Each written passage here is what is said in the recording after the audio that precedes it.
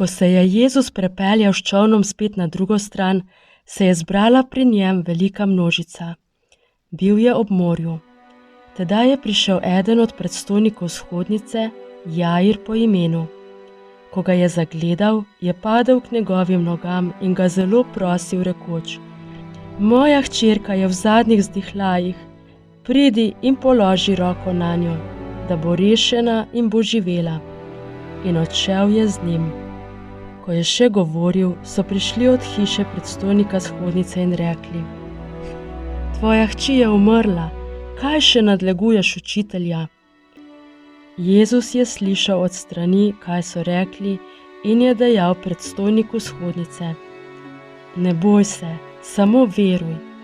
In nikomur ni pustil, da bi šel z njim, razen Petru, Jakobu in Janezu, Jakobovemu bratu.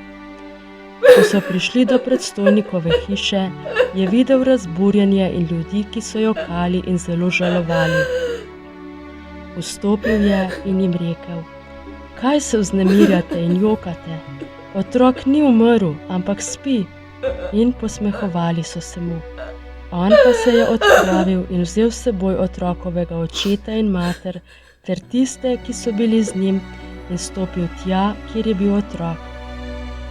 Prijel je otroka za roko in rekel: Talita kum, kar v prevodu pomeni: Deklica, rečem ti, vstani.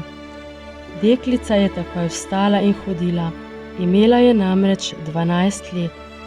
In takoj so se zelo čudili in bili so vsi iz sebe.